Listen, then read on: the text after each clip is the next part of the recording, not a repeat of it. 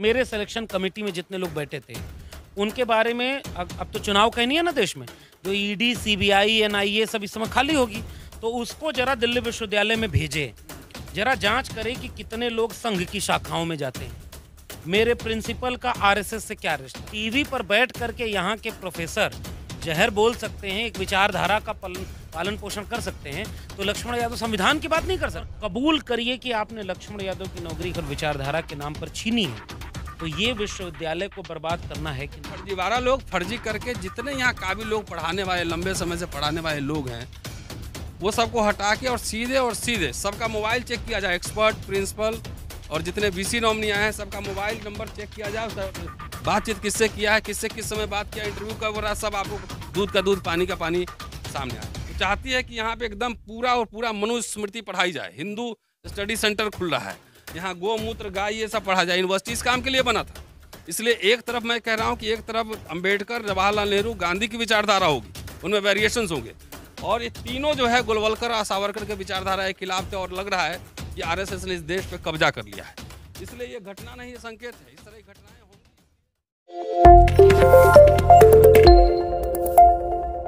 नमस्कार, मैं राहुल नागपाल और आप देख रहे हैं सोशल मीडिया। मैं आज प्रोफेसर रतनलाल जी के आवास पर हूं और जिस प्रकार से 2 दिन से एक खबर ट्रेंडिंग में बनी हुई है कि प्रोफेसर लक्ष्मण यादव को एक इंटरव्यू के बाद में कॉलेज से बाहर का रास्ता दिखा दिया।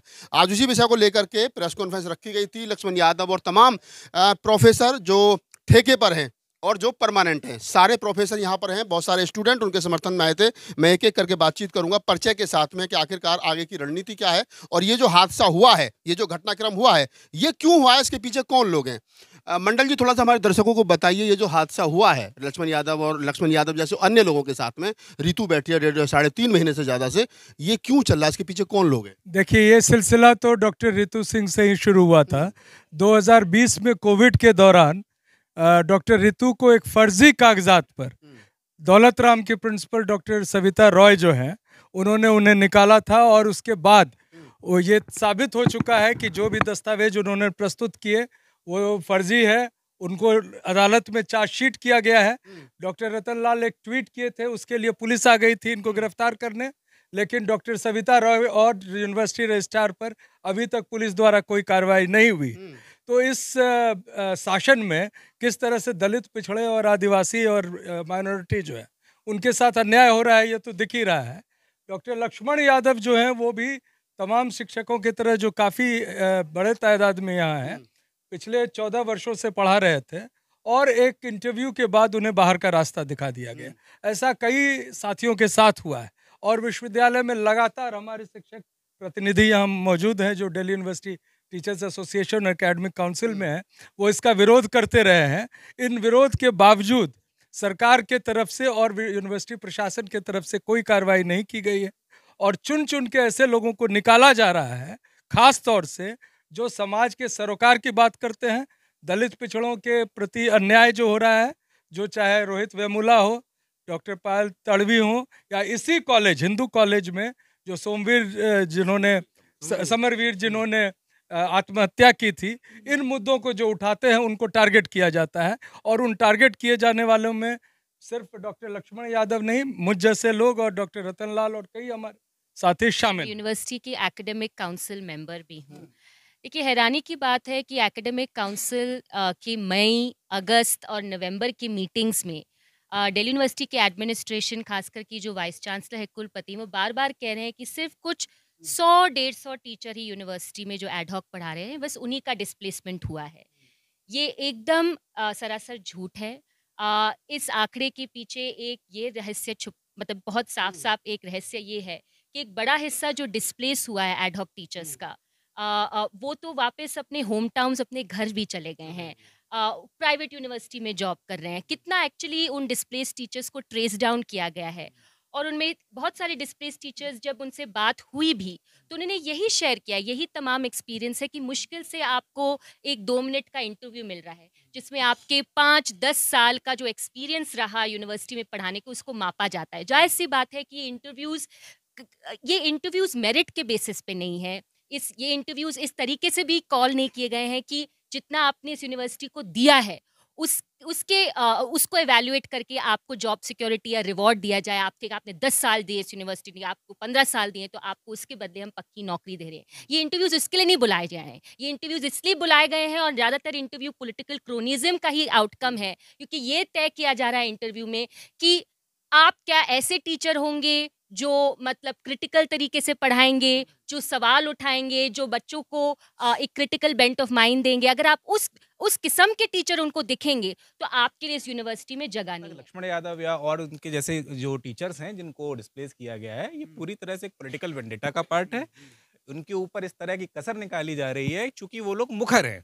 आज उन मुझे लोगों के नाम बताइए, ऐसे कोई 10 लोगों के नाम मुझे बता दिए जाएं जिन्होंने सरकार की नीतियों की मुखालफत की है, जिन्होंने आरक्षण पे बोला है, जिन्होंने जाति के मसले को उठाया है, जिन्होंने सांप्रदायिकता के विरोध में बोला है, या जिन्होंने लैंगिक न्याय के बारे में आवाज़ उठाई हो। और ऐसे 10 लोगों के मुझे नाम बता दिए जाएं जिनका परमानेंट अपॉइंटमेंट हुआ हो।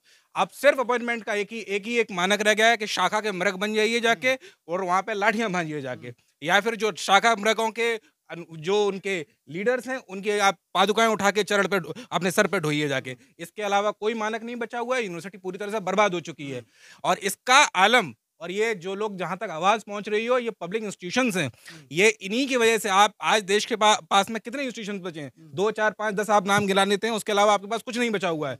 और ये भी इनका असर आपको देखने को मिलेगा जब 5, 6, 7, 8 साल बाद ये जो इनकॉम्पिटेंट टीचर्स भरे गए हैं, जिनको रिसर्च के बारे में ABCD नहीं पता है, उसके साथ साथ जो PhD एडमिशन्स हो रहे हैं उसमें भी वही लोग भरे जा रहे हैं जिनको पता ही नहीं है कि रिसर्च मेथोडोलॉजी क्या होता है, क्या क्वांटिटेटिव डाटा होता है, क्या क्वालिटेटिव डाटा होता है, क्या कुछ।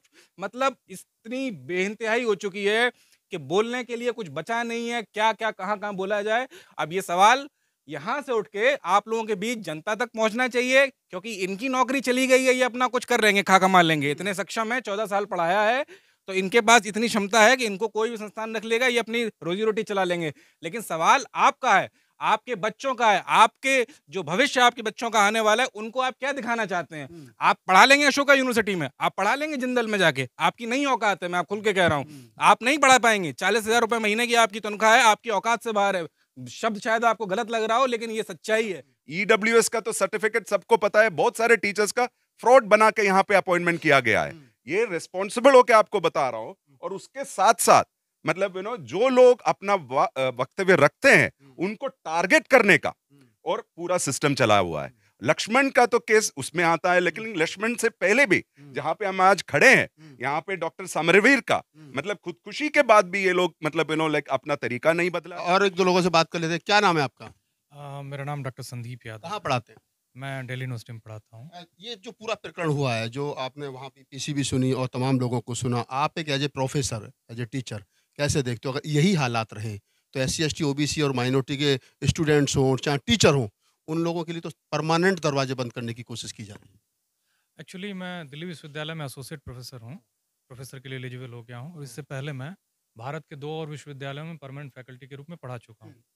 भारत में लक्ष्मण यादव को मैं व्यक्तिगत तौर पे जानता हूँ, ये मेरे जूनियर हैं और बहुत ही प्रतिभाशाली हैं। इसमें कहने में मुझे गुरेज इसलिए नहीं है क्योंकि आप देखिए, व्यक्ति को किसी भी विश्वविद्यालय में सामान्य परिवार से आकर इनके पास कोई कल्चरल सोशल कैपिटल नहीं थी, ना ही कोई कैपिटल थी। इन्होंने ठीक कहा आपने प्रेस कॉन्फ्रेंस में कि अगर ये निकाल दिए जाते और अभी तक PhD नहीं होते और उससे पहले विश्वविद्यालय में नहीं पहुंचते तो सही में भैंस चराते, गाय चराते, या क्या करते, गुजरात में काम करते, कहीं और काम करते। भारत में मंडल कमीशन के लागू होने से पहले नौकरियों में रिप्रेजेंटेशन 5% था बैकवर्ड्स का। क्लास 1 की नौकरियां तो छोड़ दीजिए, अभी भी 20% है, और आबादी बिहार में 63% है, अभी देश में 60% होगी।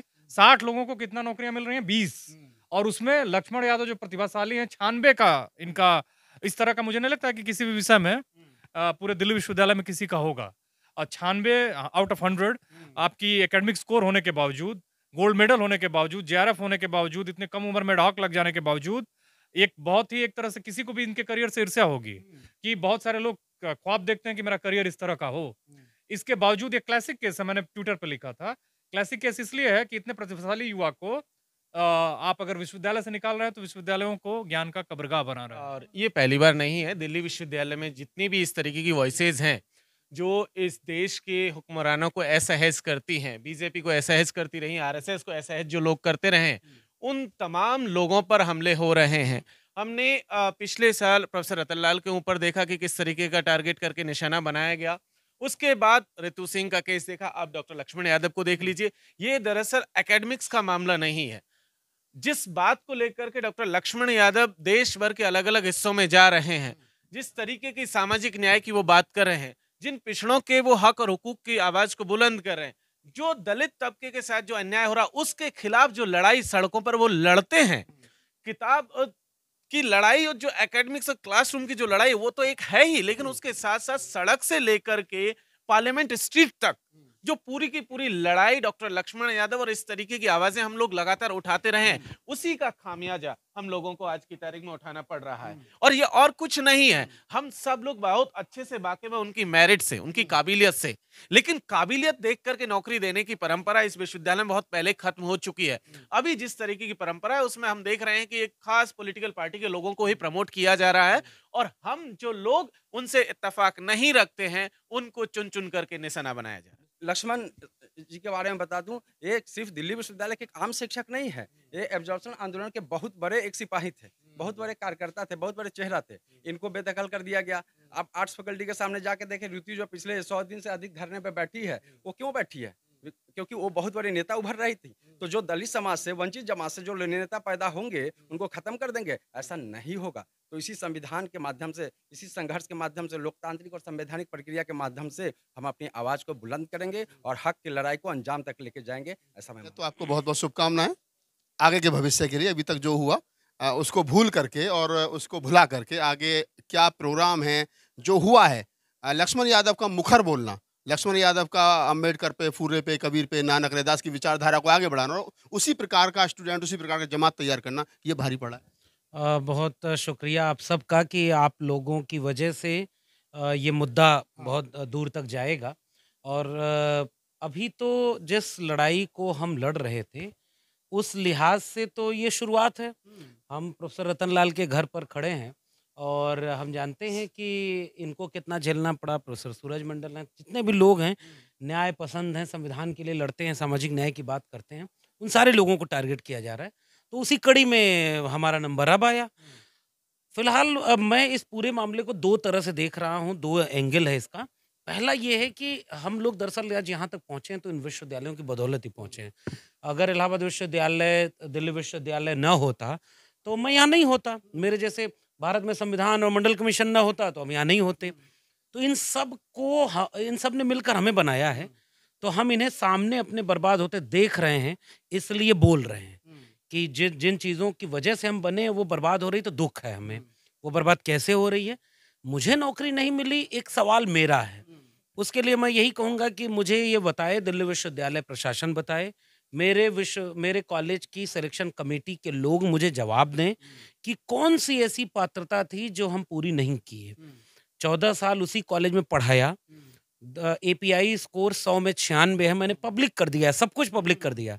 मैंने आज अपना गोल्ड मेडल का जो मेरिट सर्टिफिकेट इलाहाबाद यूनिवर्सिटी ने दिया उसको भी पब्लिक कर दिया।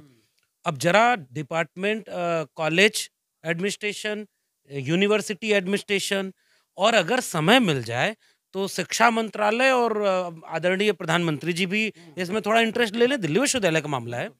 क्या एक दिल्ली विश्वविद्यालय के 14 साल से पढ़ाने वाले व्यक्ति को ये नहीं बताया जाना चाहिए कि आप क्यों निकाल रहे हैं, क्या वजह थी? क्या मेरिट पर सिलेक्शन हुआ? नहीं हुआ, क्योंकि मेरिट में तो मुझसे ऊपर कोई था ही नहीं, जितने लोग सिलेक्शन कमेटी में थे। मेरा इंटरव्यू वो लोग कह रहे हैं सबसे अच्छा हुआ। फिर कौन सी वजह थी जिसकी वजह से आपने मेरी जगह किसी बहुत कम API वाले को रखा है जिसका 50 या 55 है? मेरी जगह जिनको रखा है उनका एक्सपीरियंस मुझसे बहुत कम है, शोध लेख मुझसे बहुत कम है। फिर क्या वजह, क्या है असल वजह, क्या है? और ये बहुत बड़ा सवाल है। इसलिए मैं कह रहा हूं क्योंकि यहीं से वो दूसरा सवाल जुड़ता है कि अगर वजह मेरिट नहीं है, अगर वजह एकेडमिक कोई नहीं है, तो इसका मतलब वजह कुछ और है। और अगर वजह कुछ और है तो पहली बात कि विश्वविद्यालय प्रशासन बताए कि वो वजह क्या है, खुल करके बताए। और अगर ये वजह कुछ और है तब ये पूरे देश के लिए खतरा है। मैं तो विश्वविद्यालय में, हिंदू कॉलेज में हम लोग खड़े हैं, यहाँ हमारा एक साथी जब निकाला गया तो वो आत्महत्या कर लिया। कौन जा रहा है पूछने उसके घर में कि उसके घर वालों की क्या बीत रही?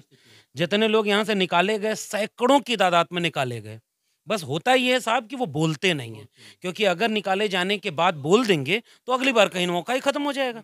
तो इसलिए सब लोग चुप बैठे हैं। लेकिन आपने परिवार बर्बाद कर दिए, आपने लोगों का करियर बर्बाद कर दिया। 15 साल 20 साल लोग निकाले जाने के बाद कोई करियर कहीं नहीं जा सकता, कोई कुछ कर ही नहीं सकता। इसलिए वो सारे लोग नहीं बोले, तो इन्हें लगा था कि हम भी नहीं बोलेंगे। भाई हमें तो इसी इलाहाबाद विश्वविद्यालय, दिल्ली विश्वविद्यालय, मेरे साहित्य, लिटरेचर, किताबों ने हमें यही सिखाया कि आप सत्य के साथ खड़ा होना, आप अन्याय के खिलाफ खड़े होइएगा। आप जब कक्षा में जाइए तो मेरे गुरुओं ने मुझे सिखाया था कि आप रीढ़ वाले नागरिक पैदा करेंगे, आप सच और न्याय का पक्ष देने वाले विद्यार्थी पैदा करेंगे। तो वहां पर हम सच, न्याय और संविधान की बात करें और जब हमारे ऊपर हमला हो तो हम चुप हो जाएं, ये तो ठीक नहीं था।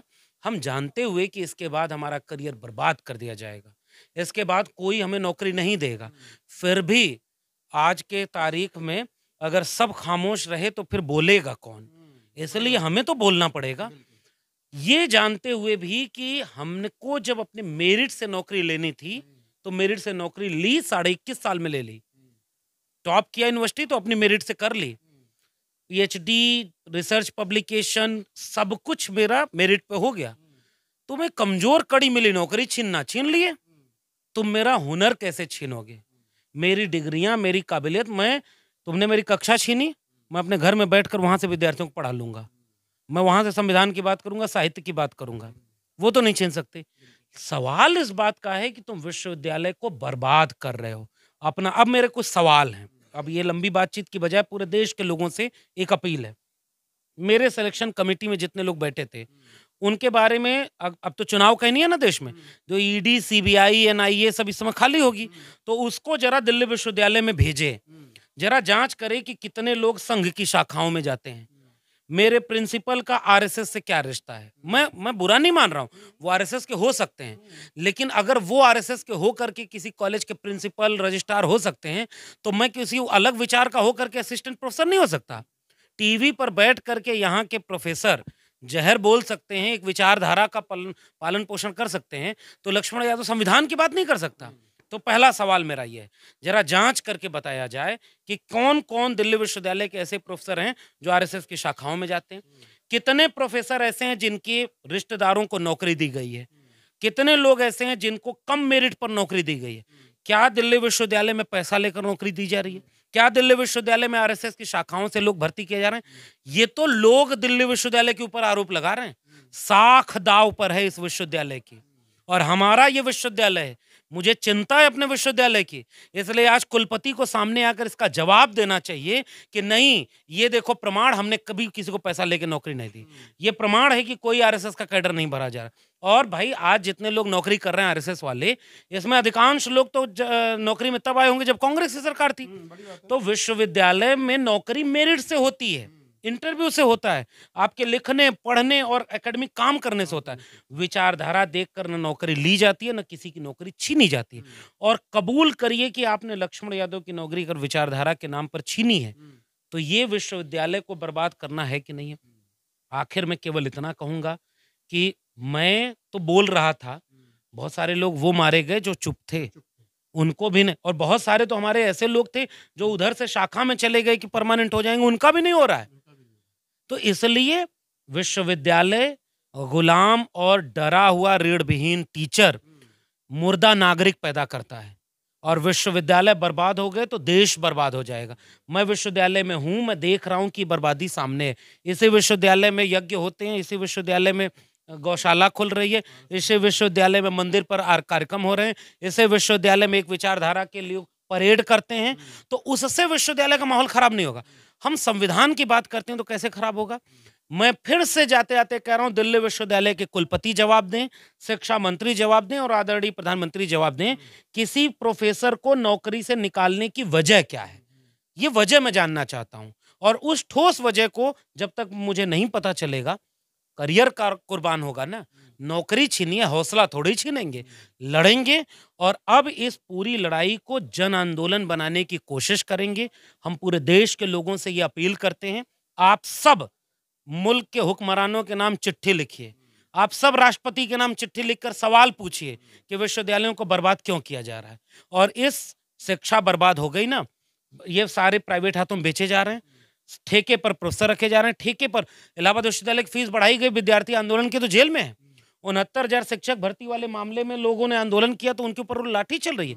शिक्षा बचाओ, विश्वविद्यालय को बचाओ। अगर शिक्षा और विश्वविद्यालय नहीं बचेंगे तो गरीब, कमजोर, मजलूम, दलित, पिछड़े, आदिवासी घरों के हम पहली पीढ़ी के लोग थे, यहाँ तक आए, आगे फिर आने वाले दरवाजे बंद हो रहे हैं। इसलिए एक बड़े आंदोलन की अपील मैं देश के लोगों से कर रहा हूँ। ये लड़ाई जारी रहेगी और आगे हम इस लड़ाई को अभी तो आज आप मेरे घर पे हैं और आप सब जानते हैं कि यहाँ पे मीटिंग होती रहती है, पॉलिटिकल मीटिंग भी होती हैं, लीडर्स भी आते हैं, अभिनेता भी आते हैं, पत्रकार भी आते हैं।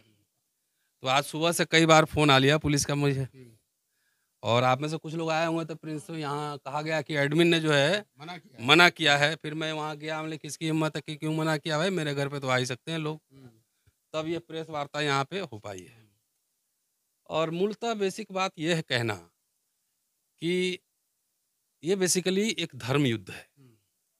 लक्ष्मण यादव ये सब घटना है, संकेत है ये सब। और इस तरह से सैकड़ों टीचर्स निकाले गए हैं यहाँ से। ऋतु का मसला सामने ही है, बहुत सारे SC ST के टीचर्स हैं, उनको प्रमोशन रोके हुए हैं। तो ये तमाम मसला है, ये सीधा और सीधा धर्म युद्ध है कि यूनिवर्सिटी में आडंबर, पाखंड पढ़ाया जाएगा कि यूनिवर्सिटी में साइंटिफिक नॉलेज दिया जाएगा। ये धर्म युद्ध है। संविधान एक तरफ है और RSS एक तरफ है। ये सीधा बुद्धिवाद और आस्था के बीच लड़ाई है। तो मुझे कुछ अटपटा नहीं लग रहा है, लेकिन ये है कि अगर चुप रहें तो ये उसी तरह से है कि जब आप दाना खाते रहते हैं तो एक मुर्गा कटता है, दूसरा दाना चुगता रहता है कि मेरा नंबर नहीं आएगा, अगली बार पता लगता है कि उसी का नंबर आ गया। तो विश्वविद्यालय किस शब्द से बना है? विश्व से। इसका मतलब दुनिया के तमाम जो विचारधारा है वो आएंगी, जाएंगी, यहाँ पर विमर्श होंगे, तमाम होंगे। RSS के लोग भी यहाँ पे हैं, यहाँ पे अम्बेडकरवादी भी रहेंगे, सब समाजवादी भी, तमाम तरह के लोग रहेंगे, विमर्श होगा। लेकिन इस सरकार में, मोदी सरकार में, जो कि RSS के खुद जो है प्रधानमंत्री कह रहा हूँ, अभी वाइस चांसलर, प्रिंसिपल, छोटे मोटे लोग हैं, ये पूरा यूनिवर्सिटी को जो है कैप्चर, एक तरह लग रहा है कि भारत को उन्होंने कब्जा कर लिया है, यूनिवर्सिटी को कब्जा कर लिया है। सारा का मैं अपील कर रहा हूँ कि आप एक बार जितने प्रिंसिपल बने हैं, जितने प्रोफेसर प्रमोट हुए हैं, जितने अपॉइंटमेंट हुए हैं, उस सब का एक बार जो है आप खाली एक इंक्वायरी करवा लीजिए, मार्कशीट, सर्टिफिकेट इंक्वायरी करा लीजिए, आर्टिकल पता करा लीजिए। आधे लोग जेल में रहेंगे, मैं बहुत जिम्मेदारी के साथ कह रहा हूँ, आधे लोग जेल में रहेंगे। तो ये फर्जीवाड़ा लोग फर्जी करके जितने यहाँ काबिल लोग पढ़ाने वाले, लंबे समय से पढ़ाने वाले लोग हैं, वो सबको हटा के और सीधे सबका मोबाइल चेक किया जाए। एक्सपर्ट, प्रिंसिपल और जितने VC नॉमिनी आए हैं, सबका मोबाइल नंबर चेक किया जाए, उसका बातचीत किससे किया है, किससे किस समय बात किया, इंटरव्यू कब हो रहा, सब आपको दूध का दूध, पानी का पानी सामने आ जाएगा।